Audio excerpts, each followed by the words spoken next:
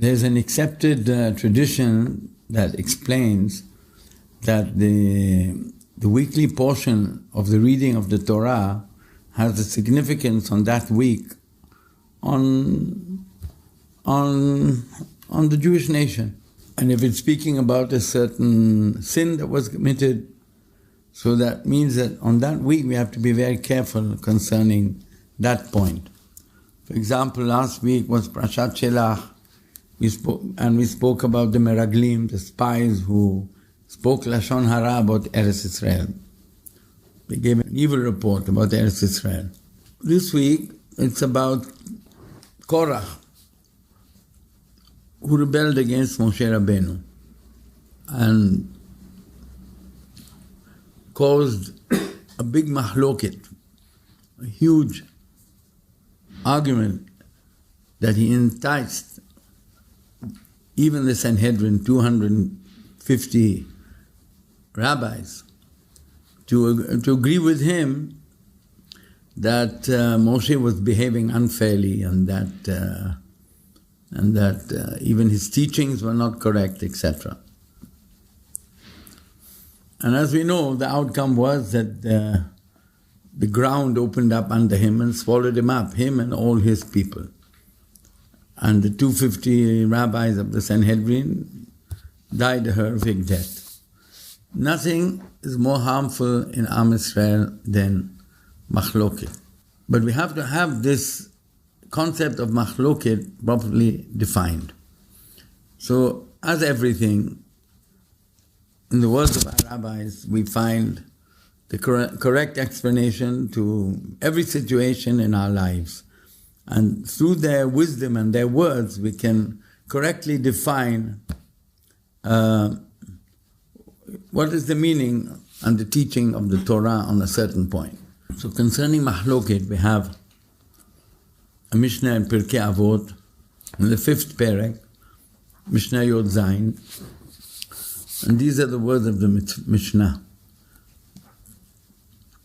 The Mishnah starts off positively and tells us first and foremost how there can be a good mahloket, a good argument, a good contention. And the Mishnah says, Kol mahaloket shehi l'shem shamayim. Any argument which takes place in the honor of God. It's all about God's honor. So you can have two different opinions. What's the correct thing to do to make a greater enhancement of Hashem's name, to make a Kiddush Hashem? And there's an argument between, say, rabbis and Torah authorities on this point. So if the machloket is l'shem shamayim, in the honor of Hashem, what's the correct thing to do? What's the better thing to do? So far it kayem. The outcome of that argument will bear fruit, and good fruit. The outcome will be good. Mishe'ena l'shem shamayim, but the machloket, which is not in the honor of God's name, but it's to do with the ego of people, or the desires and the jealousy and the hatred of people, en sof alit kayem. It will not bear good fruit. And then the Mishnah goes on to define, by giving us an example of a machloket, which is the Shem Shamayim, which is only for the honor of Hashem, with no personal interest or bias or ego involved. And an example of a machloket, which is not l'shem shamayim, which is all about greed and jealousy and ego, personal ego. So the Mishnah says, Ezo mahloket shehi l'shem shamayim. Which mahloket, which argument do we consider in the honor of God's name? The Mishnah says, Zo mahloket Hillel v'Shammai. Two great rabbis who lived at the time of the Mishnah, Hillel v'Shammai, who had, each of them had huge yeshivot of thousands of talmidim, of students. And at their time, for the first time ever in the history of the Jewish nation, since after so many years of exile, there began to be doubt concerning certain points in the halakha. What is the true opinion of the Torah? And these two leaders and their students each held a different opinion in certain areas. Not in every area. A few areas where they had arguments. And these were big arguments. They affected their lives. But everything was l'shem shamayim. There was no personal bias in their argument. And no ego involved. Everything was to know what is the truth of Hashem's opinion. What does Hashem really want from us? What is the real halakha? And they argued about that. Two schools of thought, for the first time in the history that there was such a thing. So Hazal said, our rabbis teach about this mahloket of Hillel and Shammai. So far it kayem, only good things came of it. That means, first of all, we know that Torah has to be learned with argument. That's why we consider learning Torah milhamta shel Torah. It's like fighting a battle. And we're meant to fight, to clarify the truth in Torah. Discussion, argument, proof, disproof, questions, answers, fighting tooth and nail. But the ultimate purpose is to find out what the truth is. And Hachamim care a lot about the truth. And untruth hurts them like a dagger stabbed into their heart. To hear a wrong explanation in their opinion is literally causes them suffering. So when they argue about a certain opinion, they get very involved and their argument is fire. And yet, the Zohar says, any form of anger is forbidden and is heavily punished, except the anger of rabbis discussing a halakha, because it's totally holy. Their anger comes from the pain that they suffer when they hear an opinion that they feel is wrong, and when they argue to disprove it. So they can do it in a way when they fight like in a war, and there's great anger involved, and yet it's not anger, I'm right, you're wrong. It's not anger, it's mine and not yours. It's how could you say such an explanation? It's totally wrong. And the other one argues back and says, no, I think my explanation is right, your explanation is wrong, and they have to prove it by argument. And only through argument are they going to come to the truth. If you go to any big library in the world, in any country, you face all sorts of posters and signs put up, silence, silence. And if by mistake you said a word to somebody, everyone says, shh. You can hear 100 shh, which is like the noise of the Niagara Falls, saying shh. They're so anti-discussion and anti-argument. But the ways of Torah are ways of peace. Derachea darchei shalom. B'chol netivoteiha shalom. All the ways of Torah are peace. So even the fighting and the argument and the discussion of a halachic point is peace in essence. The Gemara says, Et vaheb besofa.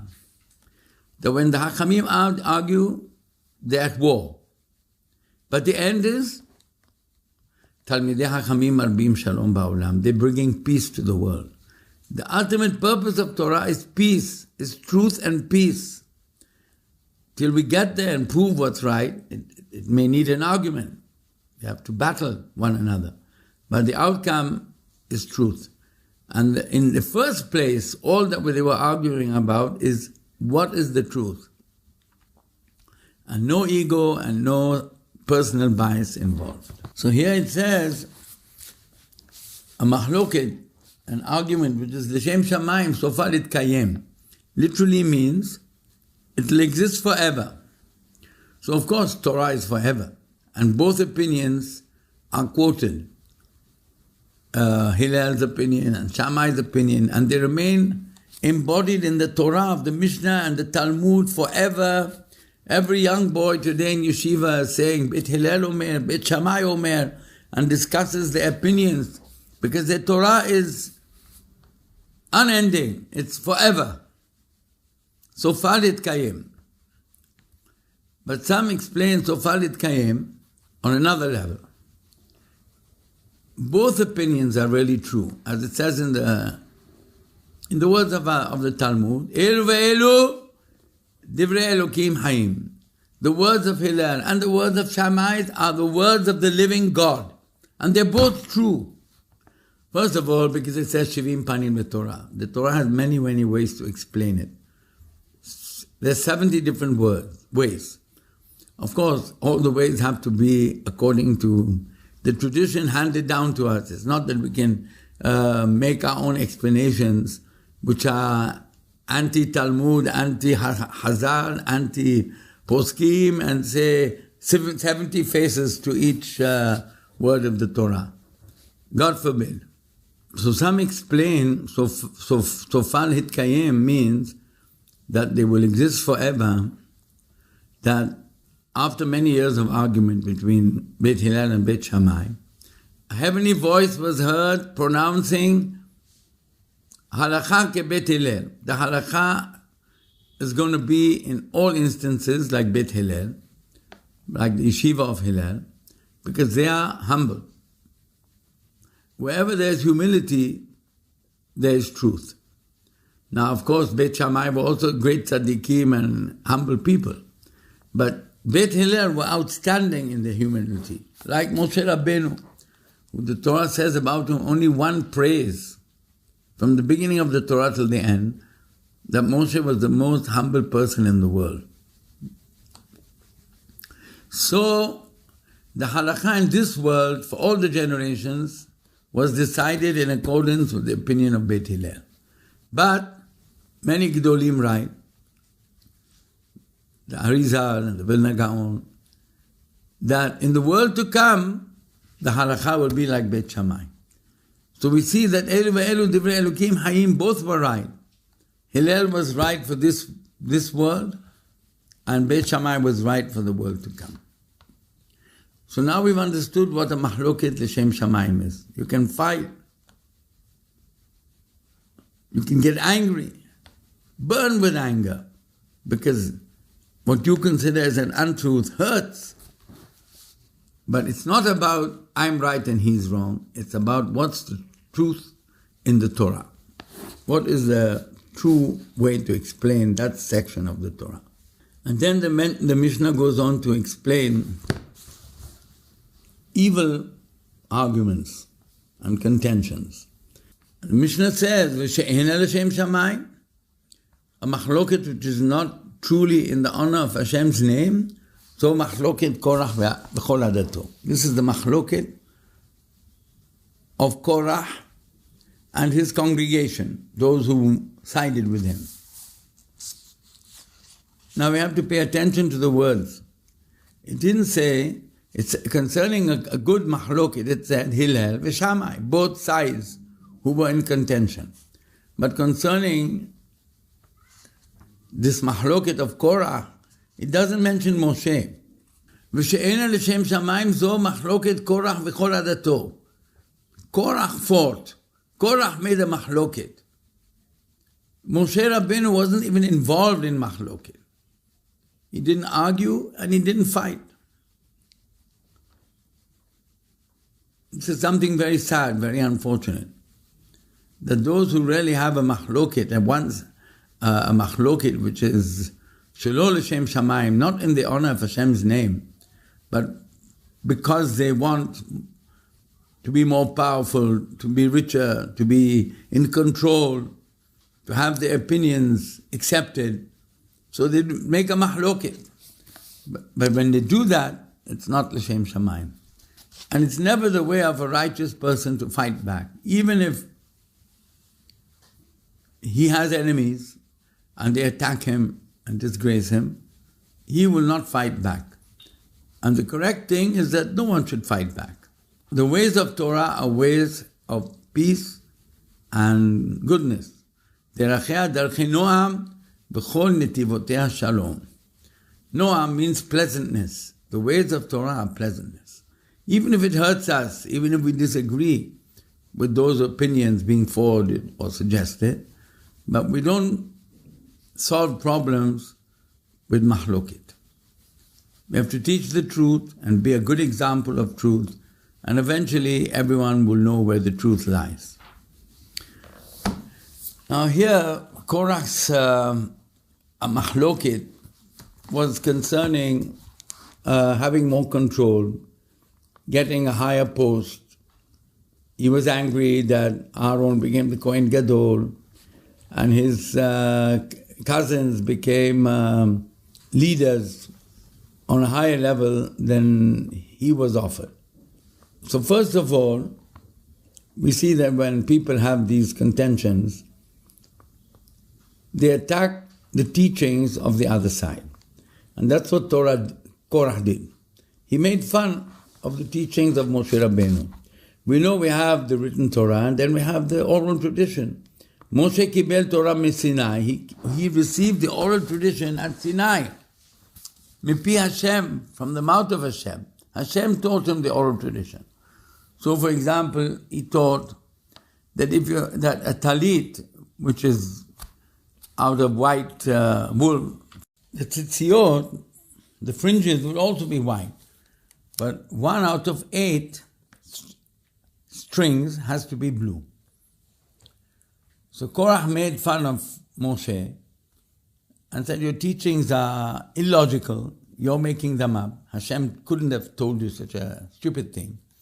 If the talit itself is white and 1 blue string makes it perfect, if you have a blue talit, totally blue, you need now a blue string. Doesn't make sense. You already have the whole talit blue. That was one silly question he asked. The second question was, if you have a home, you have to put a mezuzah on the doorpost.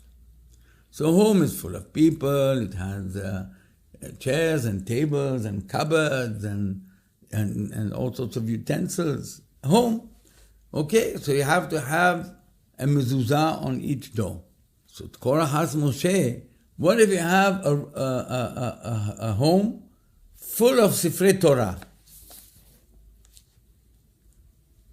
Does it need a mezuzah?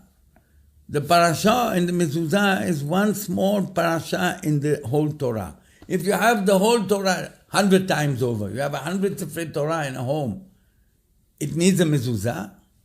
Doesn't make sense? And they made fun of the teachings of Moshe. Of course, our Torah is not a book of logic or mathematics or even science, where facts are proved with simple man-made logic. The Torah is spiritual, and the laws have spiritual logic, and they're very deep. We've spoken about this before. Now is not the time. We have to have belief in our Hachamim, in what they teach us, that all their words are true, and all the teachings are from the mouth of God, nothing is made up, and everything obligates us. And Korah rebelled against this.